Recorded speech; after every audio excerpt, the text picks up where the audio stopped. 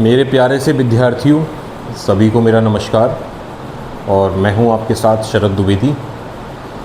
इस उत्तीर्ण गुरुकुल के ऑनलाइन प्लेटफॉर्म पर अभी मैं आपका सब्जेक्ट जो है मैथमेटिक्स देख रहा हूं, लेकिन जो मेरे ऑफलाइन बच्चे हैं उनको हिंदी व्याकरण और मुझसे पढ़ना है। तो आज से मेरी इस ऑनलाइन प्लेटफॉर्म पर हिंदी व्याकरण की क्लासेस भी अपडेट हुआ करेंगी। बेटा, हिंदी व्याकरण जैसा सब्जेक्ट हमारे लाइफ में महत्वपूर्ण योगदान डालता है, लेकिन विद्यालय में हिंदी व्याकरण जैसे सब्जेक्ट को ज़्यादा प्रधानता नहीं दी जाती है। स्कूल टीचर्स जो है हिंदी लिटरेचर पर ज़्यादा ध्यान देते हैं, लेकिन हिंदी व्याकरण को 1 या 2 पीरियड के माध्यम से बच्चों को समझाना पसंद करते हैं। तो वो कहीं ना कहीं सरासर गलत है और स्कूल मैनेजमेंट को और सीबीएसई, यूपी बोर्ड एक्सेट्रा हर किसी बोर्ड को इसको प्राथमिकता देनी चाहिए कि हिंदी व्याकरण को भी एक पर्टिकुलर पीरियड के तौर पर बच्चों को पढ़ाया जाए, क्योंकि यही सब्जेक्ट ऐसा है जिसमें हिंदी व्याकरण और हिंदी साहित्य इंक्लूडेड है। बेटा, मैं आपसे यही कहना चाहता हूँ कि आप ये सब्जेक्ट जो है आपकी क्लासेस के लिए तो महत्वपूर्ण है ही है, लेकिन आगामी जो आपकी प्रतियोगी परीक्षाएं होती हैं उनके लिए भी हिंदी व्याकरण जैसा सब्जेक्ट बहुत ज़्यादा ज़रूरी हो जाता है। आज हम अपनी पहली क्लास में, हिंदी व्याकरण की पहली क्लास में समास को समझेंगे। अर्थात समास होता क्या है, समास के कितने भेद होते हैं। हम समास की पूरी क्लास रिकॉर्ड करेंगे टॉपिक्स वाइज, तो आप मेरे साथ बने रहिए। चलिए बेटा, क्लास को शुरू करते हैं। देखिए, हिंदी व्याकरण की क्लास है और पहला टॉपिक हमारे पास क्या है बेटा? समास है। ठीक है, मैंने सारी चीज़ें लिखी हुई हैं कि समास होता क्या है, समास का संधि विच्छेद क्या है, संधि क्या है, शाब्दिक अर्थ क्या होता है, परिभाषा होती क्या है। सारी चीज़ों को मैंने डिटेल में आपके सामने लिखा हुआ है, तो सारी चीज़ों को हम समझा भी देते हैं।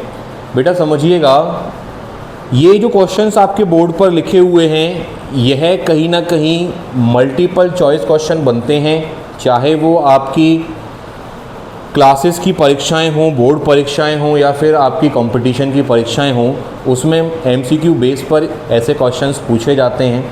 तो एक पहला क्वेश्चन जो आता है हमारे सामने, वो आता है कि समास का संधि विच्छेद होता क्या है। समास अर्थात यदि मैं समास को तोड़ूं तो सम धन आस में टूटता है समास। समास कहीं ना कहीं 2 पदों से मिलकर बना है, सम धन आस। ठीक है, आगे मैं बात करता हूं कि यदि सम धन आस में समास टूटा तो समास में संधि कौन सी मिली। क्या बेटा? समास में संधि कौन सी मिली? तो समास में हमें संधि जो मिल रही है बेटा, वो मिल रही है व्यंजन संधि। कौन सी बेटा? व्यंजन संधि। सबसे महत्वपूर्ण जो हो जाती है वो समास की परिभाषा होती है बेटा, कि समास होते क्या हैं।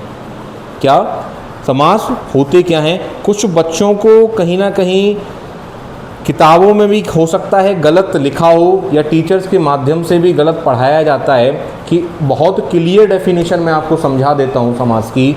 समझिएगा, 2 या 2 से अधिक शब्द, या फिर इनको शब्द ना कहा जाए तो बेटा क्या कहेंगे हम? पद कहेंगे। क्या कहेंगे? पद कहेंगे। पद के मेल से जो तीसरा शब्द या फिर पद बनता है उसकी विधि।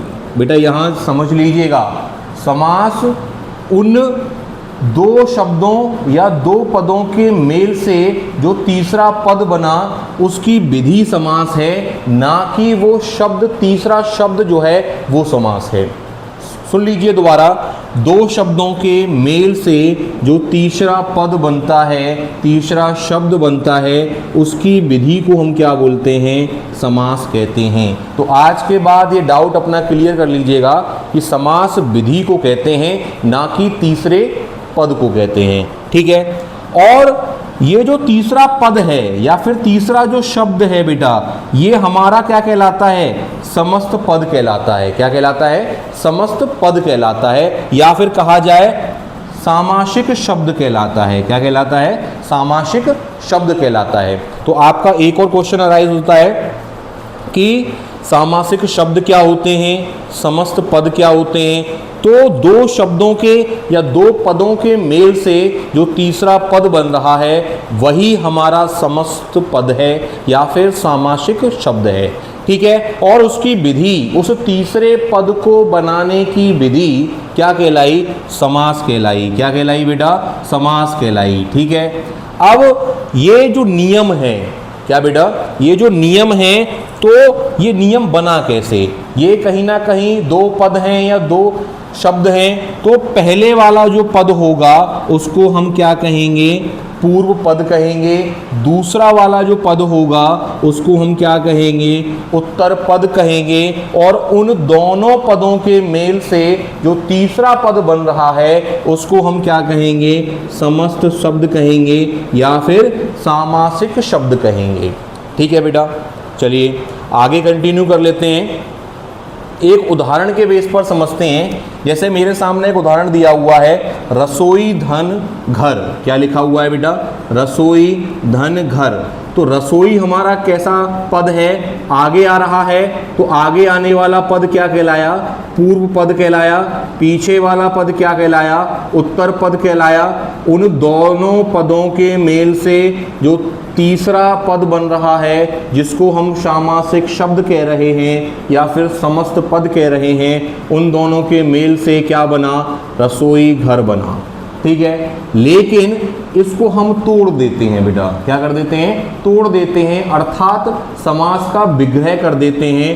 तो क्या बनेगा? जैसे कहा जाता है उपवाक्य। क्या? उपवाक्य, एक छोटा सा रूप। ठीक है, छोटा सा रूप क्या कहलाया? रसोई के लिए घर। क्या कहलाया बेटा? रसोई के लिए घर।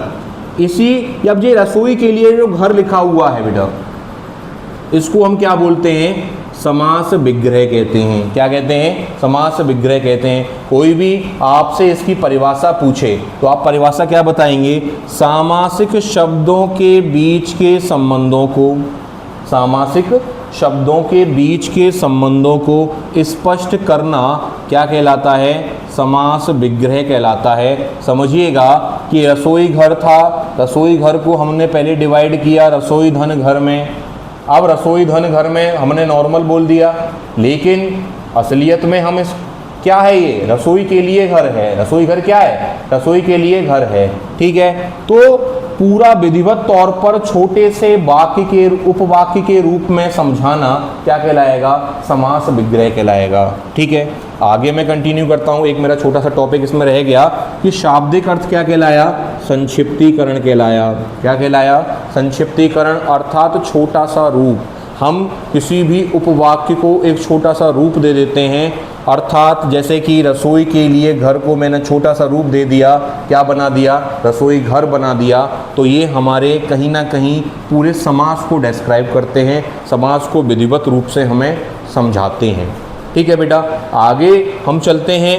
तो समास के भेद। क्या बेटा? समास के भेद। समास के कितने भेद होते हैं? समास के हमारे 6 भेद होते हैं जो आप अपनी क्लास में पढ़ने वाले हैं। पहला जो भेद रहेगा वो अव्ययी भाव समास रहेगा। दूसरा जो भेद रहेगा वो तत्पुरुष समास रहेगा। तीसरा जो भेद रहेगा वो कर्मधारय समास रहेगा। चौथा जो है वो द्विगु समास रहेगा। पांचवा आपका द्वंद्व समास रहेगा। और एक आपका लास्ट जो है वो है आपका बहुब्रीहि समास। ठीक है, जो बेटा मेरे साथ पढ़ रहे हैं वो विद्यार्थी उतारना चाहें तो उतार लीजिए, वरना स्क्रीनशॉट ले लीजिए, बाद में आप अपने सेल्फ नोट्स बना सकते हैं। उतार लीजिए।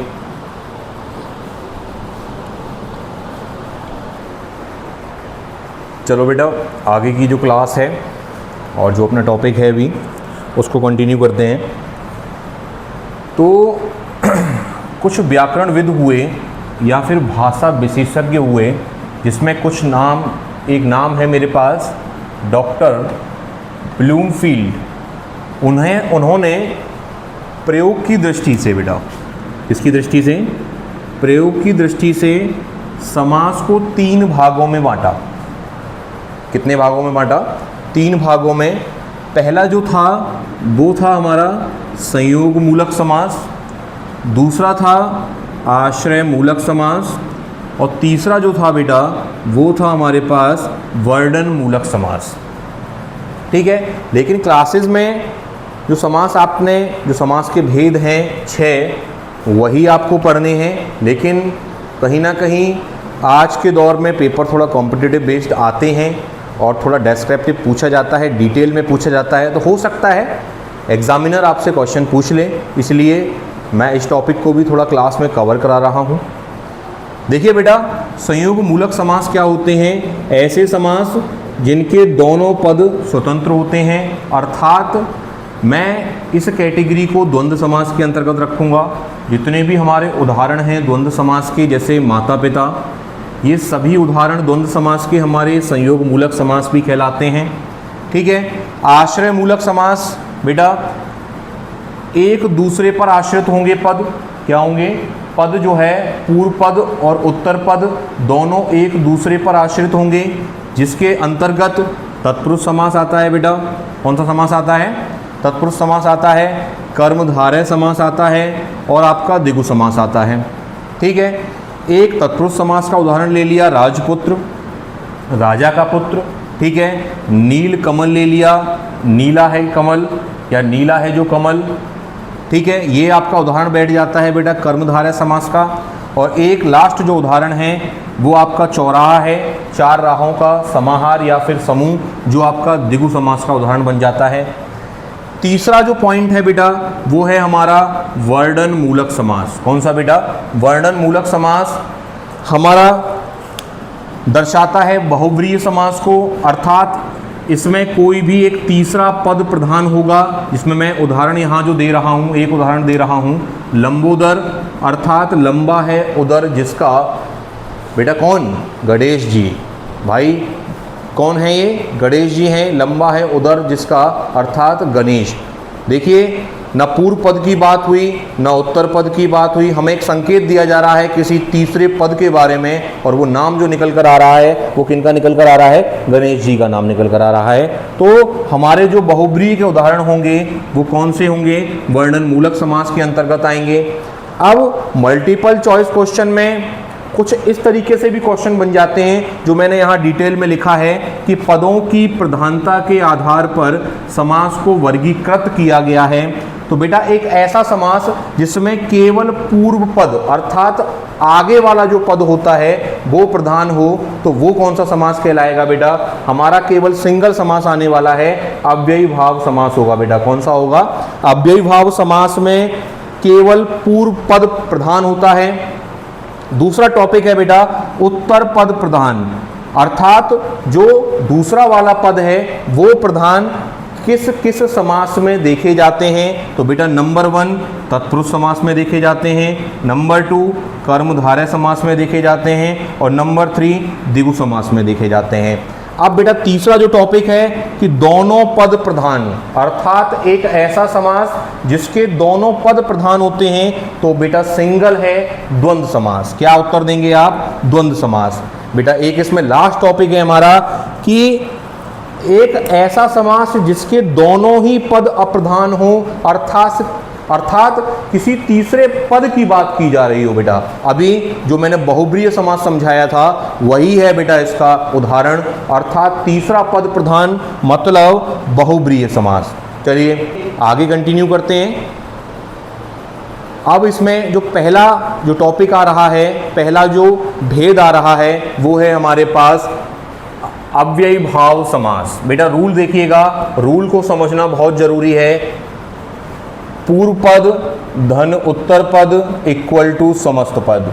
देखिए मैंने आपको यहाँ समझाया भी है कि एक ऐसा समास जिसमें पूर्व पद प्रधान होता है, अर्थात उसको अव्ययी भाव समास कहते हैं। तो देख लीजिएगा पूर्व पद यहाँ पर क्या है? प्रधान अर्थात मुख्य है।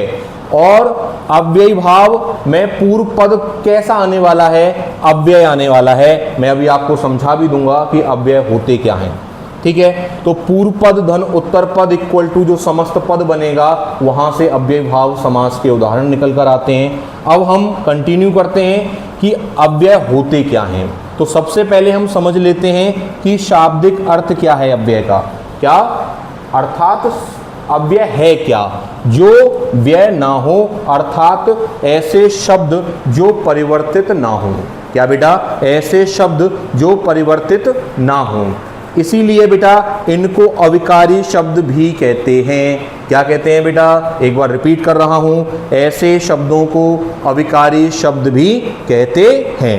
ठीक है, अब इसकी परिभाषा की बात कर लेते हैं कि यदि ऐसे शब्द हैं तो बेटा जिनके रूप में लिंग, वचन, कारक, पुरुष, काल के कारण कोई भी विकार या फिर बदलाव उत्पन्न नहीं होता है, ये ऐसे शब्द हैं कि हम किसी भी वाक्य में रख देते हैं। ठीक है बेटा, तो यदि हम उस वाक्य का लिंग परिवर्तन कर लें या फिर वचन परिवर्तन कर लें, कारक परिवर्तन कर लें, पुरुष परिवर्तन कर लें, काल बदल दें, तो उस शब्द पर कोई भी प्रभाव नहीं पड़ने वाला है। ठीक है, रोहन यथाशक्ति अनुसार कार्य करता है, यथाशक्ति के अनुसार चलता है। समझिएगा, यथाशक्ति के अनुसार चलता है। तो यथाशक्ति, अब रोहन की जगह मैं सोहन कर दूं तो सोहन यथाशक्ति के अनुसार चलता है, गीता यथाशक्ति के अनुसार कार्य करती है। तो मैंने जब लिंग परिवर्तन किया बेटा इस वाक्य में, तो यथाशक्ति में कोई भी परिवर्तन आया नहीं आया। ठीक है, अब समझिएगा, यथाशक्ति जैसे समझिए, यथाशक्ति को जब मैं वर्गीकृत किया या समास विग्रह किया तो बेटा दो पदों में टूटा, यथा धन शक्ति, अर्थात शक्ति के अनुसार। यथा जो है बेटा यहाँ पर अव्यय है और शक्ति आपका उत्तर पद है। ठीक है, अब इसका समास विग्रह क्या हुआ? शक्ति के अनुसार। क्या होगा ना? शक्ति के अनुसार। कोई भी व्यक्ति बेटा जो होगा वो अपनी शक्ति के अनुसार ही तो कार्य करेगा। ये थोड़ी है कि एक बुजुर्ग व्यक्ति जो है पूरे दिन कार्य कर सकता है, नहीं कर सकता। एक जो फुर्तीला व्यक्ति है वो पूरे दिन कार्य कर सकता है। ठीक है, अब आ जाइए, जैसे प्रतिदिन अर्थात हर दिन, प्रत्येक दिन।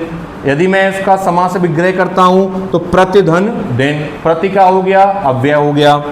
आमरण अर्थात मृत्यु तक, आधन मरण, आ क्या हो गया इसमें? अव्यय हो गया। ठीक है बेटा, समझिएगा। तो अव्ययी भाव समास में पहला पद क्या होता है? अव्यय होता है। ठीक है बेटा, अभी हम जो टॉपिक स्टार्ट कर चुके हैं, समास हमने स्टार्ट किया है और हमने स्टार्टिंग से अब तक समास को पूर्ण रूप से समझा दिया है। समास में समास का जो पहला भेद था अव्ययी भाव समास को समझा दिया है। आगे की क्लास में हम आगे के जो टॉपिक्स बच रहे हैं समास से रिलेटेड उसको हम कंटिन्यू करेंगे। बेटा तब तक के लिए नमस्कार, जय हिंद, जय भारत, सभी को जय श्री कृष्णा, राधे राधे, जय हो।